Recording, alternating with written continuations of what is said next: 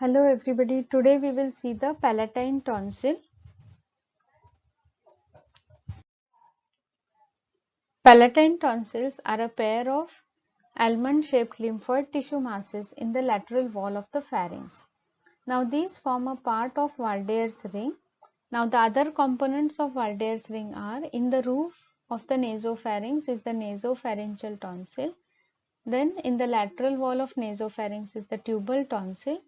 Then these are palatine tonsil in the oropharynx and lingual tonsils in the floor of the mouth. Now the palatine tonsils lie in the triangular tonsillar fossa. The boundaries of tonsillar fossa are in front palatoglossal arch which forms the anterior pillar of the fauces, behind palatopharyngeal arch which forms posterior pillar of fauces.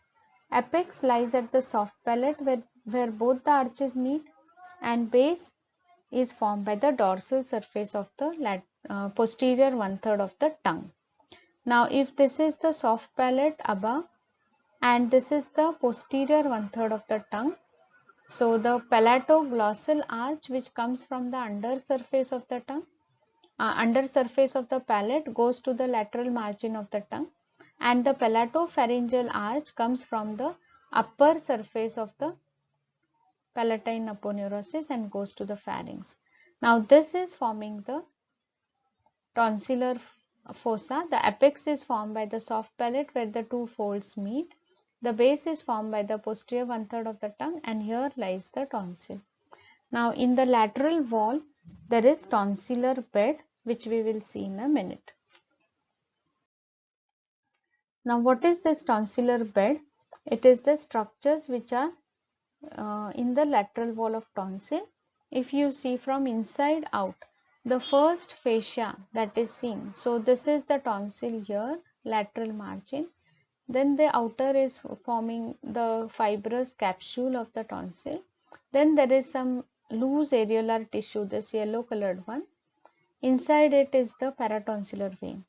Now outside this it is related to the first fascia. So tonsil is lying in the oropharynx. So we have already seen the wall of the pharynx is made up of pharyngobasilar fascia.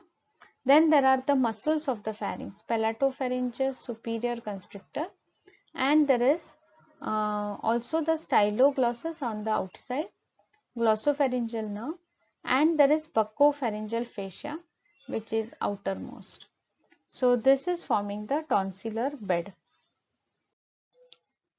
Now the size of tonsil cannot be told because it is larger in children and slowly decreases with age, and it can be variable in size. The presenting parts are, it has two surfaces, the medial surface which is facing the oral cavity, the lateral surface which is facing the wall of the pharynx, two ends, upper end and the lower end, and anterior border and the posterior border. Now the medial surface, it is convex. So if we draw the palatine tonsil like this, the lateral surface is smooth, but the medial surface is convex and it shows small openings. Now these openings, if we enlarge this, how it looks like this. These openings are the openings of the crypts. So there are tonsillar pits which are openings. They lead to crypts, tonsillar crypts, and one of them is larger, and this is called the intratonsillar cleft, which is said to be a remnant of the second pharyngeal pouch. The tonsil develops from second pharyngeal pouch, so remnant of it is the intratonsillar cleft, which is a semilunar recess on the medial side of the palatine tonsil. Now if we see a surface view of this tonsil, you will see in the antero-inferior part there is a fold of mucous membrane that is called plica triangularis, which is developmental. Later on it is replaced by lymphoid tissue, and in the upper part there is a plica semicircularis, and this semilunar is the intratonsillar cleft. Lateral surface is covered by a fibrous hemicapsule. So if we draw this tonsil like this. So just outside this there is a fibrous capsule on its lateral surface which is derived from the fibrous tissue. Then there is loose areolar tissue here which is containing a vein which is the paratonsillar vein. Then there are structures of the tonsillar bed. So first will be the pharyngobasilar fascia. Then there are the muscles, that is the palatopharyngeus, superior constrictor. Then there is stylopharyngeus with the glossopharyngeal nerve, and there is the styloglossus muscle. Now outside this muscle layer there is another fascia that is called the buccopharyngeal fascia, and outside this there are arteries. So there is a facial artery which gives two branches. So there is a ascending palatine branch of the facial artery and the tonsillar branch of the facial artery. Then there is external carotid artery which is giving palatine branch, external carotid artery which is giving ascending pharyngeal artery. So this artery is also related here. And there is internal carotid artery, internal jugular vein, and the carotid sheath. Now these are structures which are little away from the, so 2.5 centimeters lateral to the palatine tonsil. So these are the relations of the lateral surface. Now the two borders, the anterior border of the palatine tonsil. So if this is the palatine tonsil, it's anterior and posterior. So the anterior border is related to the palatoglossal arch and the posterior border is related to the palatopharyngeal arch. Then if we see the tonsil in the oral cavity, this is the soft palate and this is the tongue. So the tonsil is placed like this. So upper border is related to the soft palate, lower border is related to the posterior 1/3 of the tongue and is continuous with the lingual tonsil.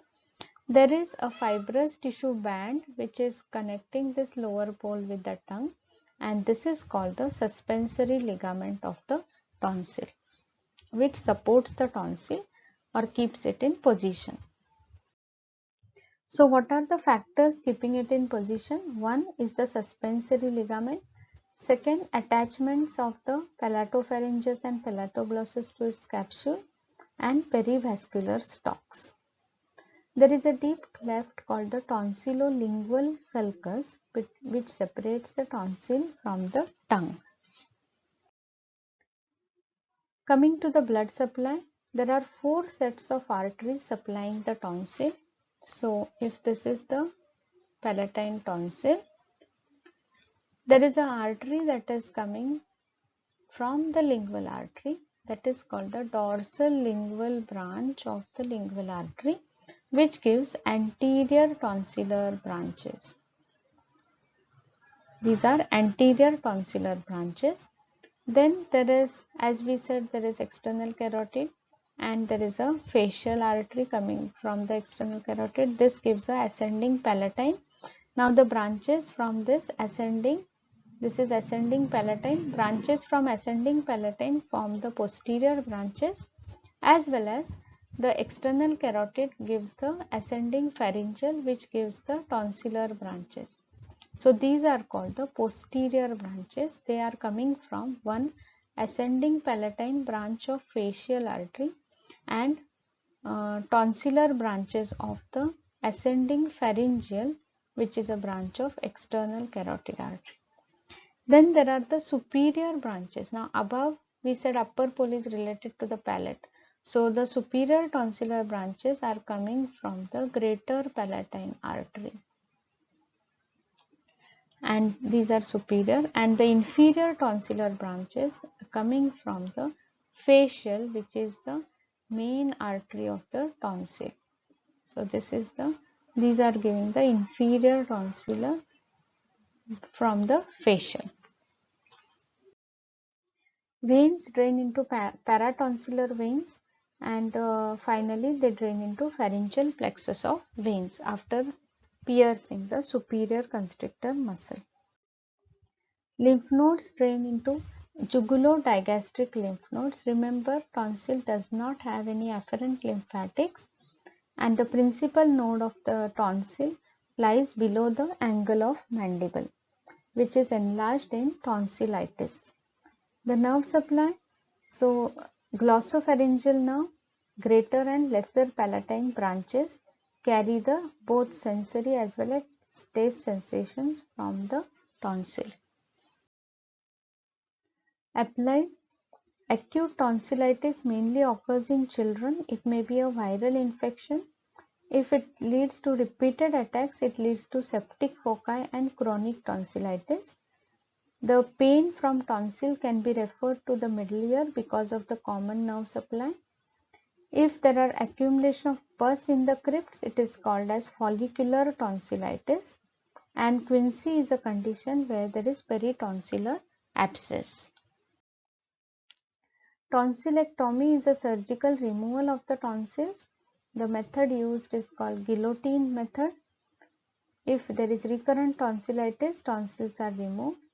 Now, to check for bleeding, you have to check for the remove the clots, so that it will allow the contraction of the muscles and prevent more bleeding. Sometimes during tonsillectomy there may be damage to the glossopharyngeal nerve, leading to loss of taste sensation from the posterior one-third of the tongue. This is a YouTube link for tonsillectomy which you can see. Thank you.